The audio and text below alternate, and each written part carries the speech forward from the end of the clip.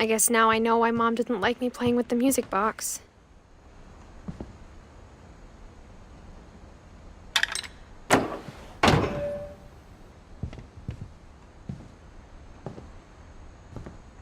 Whenever people ask me about my family, the first thing they always want to know about is Barbara.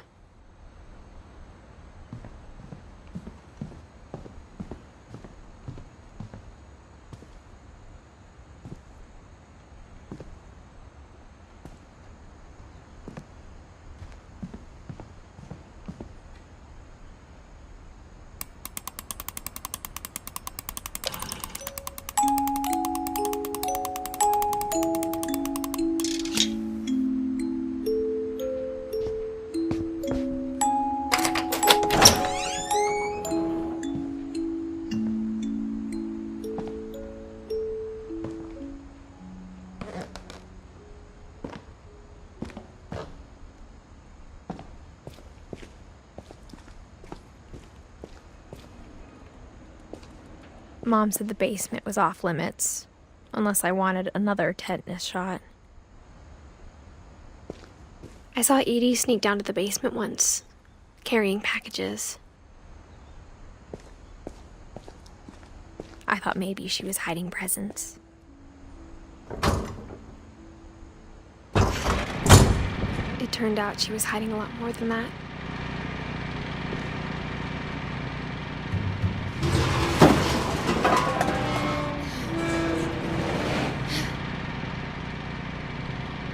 I remember asking Mom once about where Walter had gone.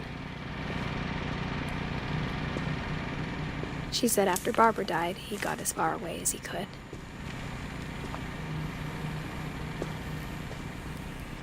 If there's a pattern in all these stories, I think it's that none of us has gotten very far.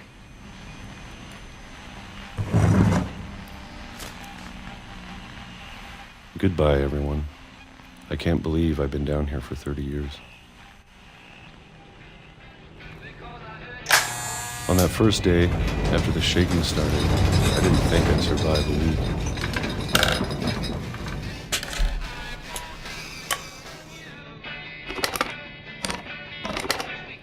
But after a few days, I settled into a routine. That's what kept me sane. Having a schedule, living for today.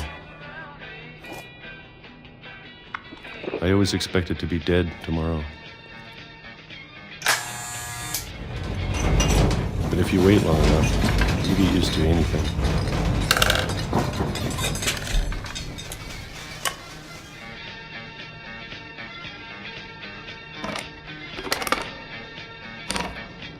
Even a monster on the other side of the door starts to feel normal. Almost friendly.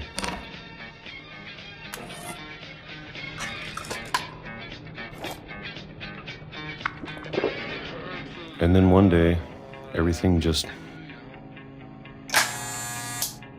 stopped. Whatever that thing was, it was gone. Maybe it got tired of waiting. Or maybe I just got tired of being afraid.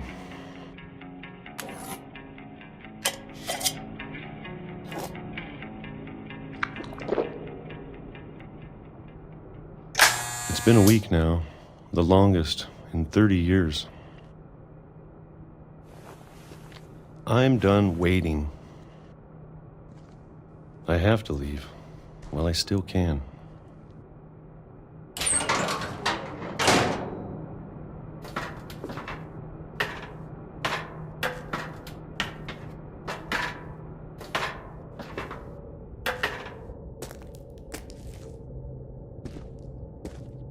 I know it's out there, somewhere.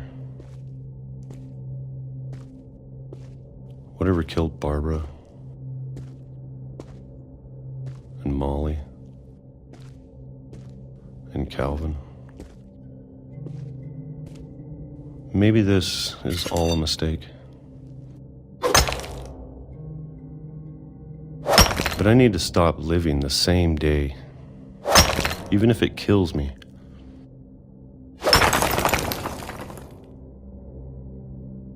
Whatever's out there, I want you to know I'm ready for it. I'm going to appreciate all of it, especially the food. I don't mind if I only have a year left, or a month, or a single week. I'd be happy with one new day. I can already imagine the sun on my face.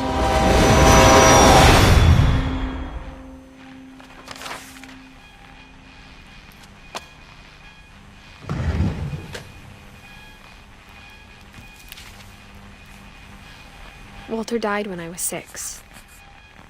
I can't believe my mom never told me he was down here.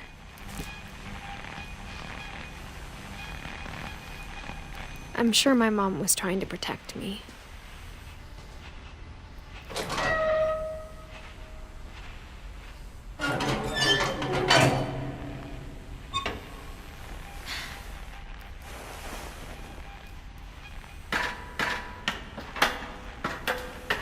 Maybe she was afraid I'd end up like Walter.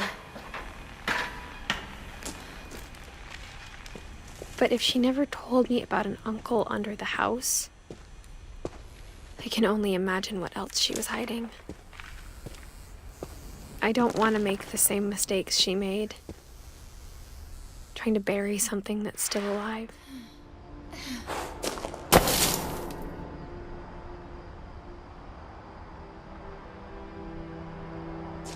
Now that there's only one of us left, or maybe 2, I thought it was time I heard the stories for myself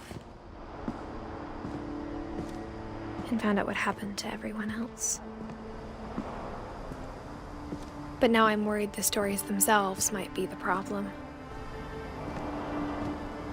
Maybe we believed so much in a family curse, we made it real.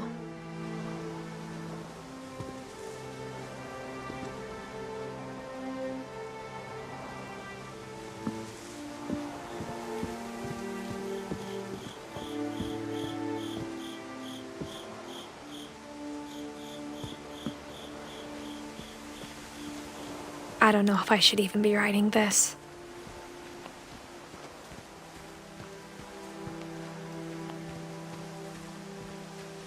Maybe it'd be better if all this just died with me.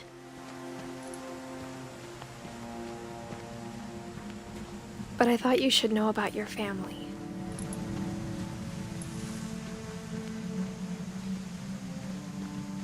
And the history you're a part of. Though to be honest, I feel as lost as you probably do right now.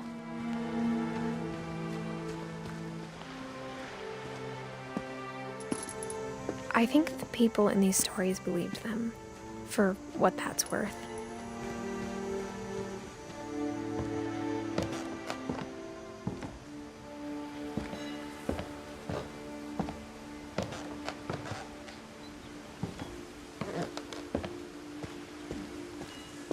And when you look at the house, that history of imagination and stubbornness and madness, any of it seems possible.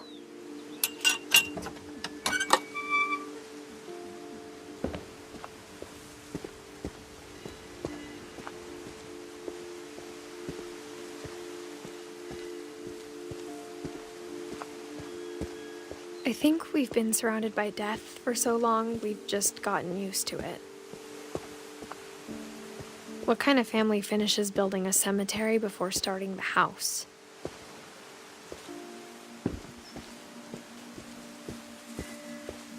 It's embarrassing for me to admit this, but the pet cemetery made me more uncomfortable than the human one. 3 of the gerbils are mine, and 2 had been my fault.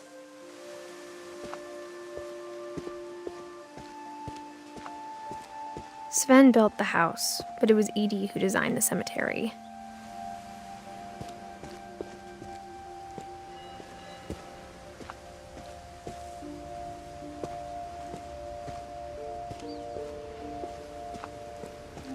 I'm sure Odin's monument had been Edie's idea.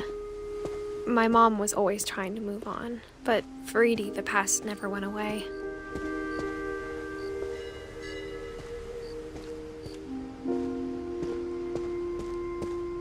She could see it poking out of the water at low tide.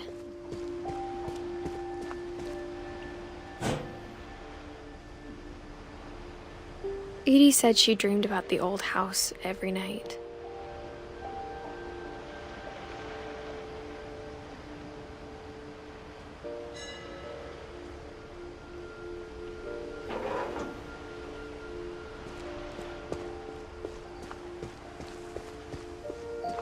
Edie's side was always easier for me to understand.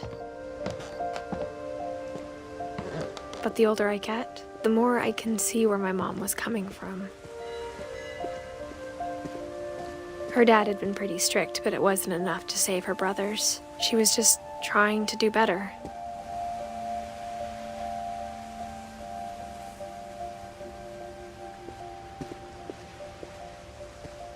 She lost 2 of her brothers, just like I did. I get why she tried so hard to protect us.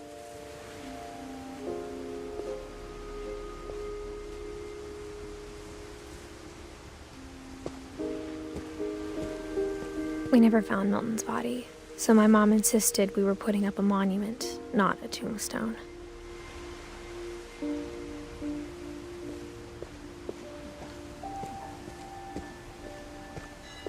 There's so many things I wish I could ask my mom now. Part of me thinks this is what she wanted all along. For me to come back someday and find everything out for myself.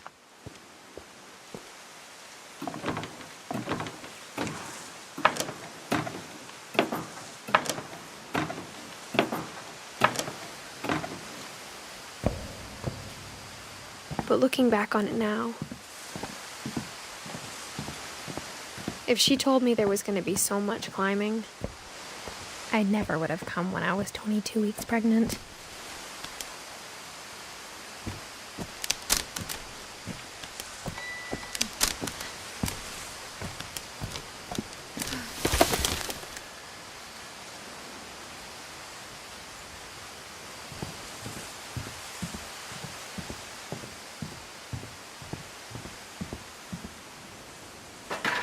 I never met Grandpa Sam, but I think he and my mom had a lot in common.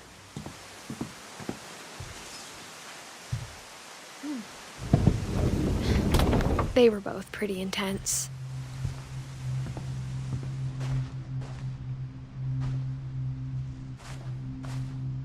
Sam spent his life shooting photos, but Mom said he got nervous being in front of the camera. I guess we're all afraid of something.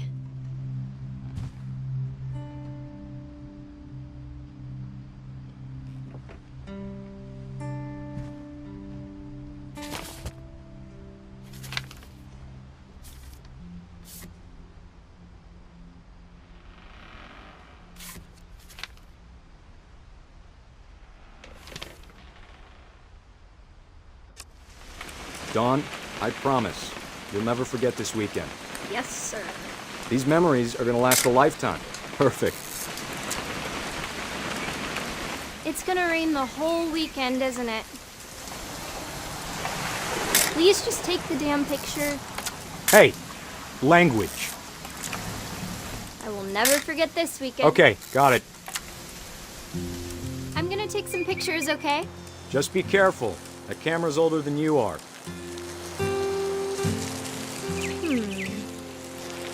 Definitely shouldn't. Hey! That's a keeper. I'm just saying, I'm not always gonna be here, Dawn. You'll need to remember this stuff, if you want to survive. Dad! Good eyes, Dawn. Before you take the shot, let me get a picture of you. Dad, Let me get behind you. do I have to do this? Great shot, Dawn!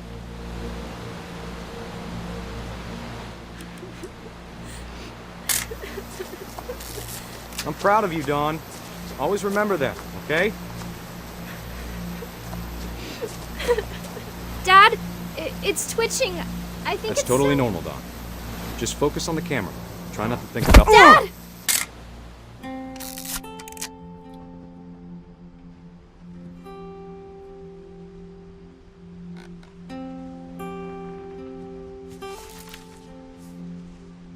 Of all these stories, that's the one I wish most that my mom had told me.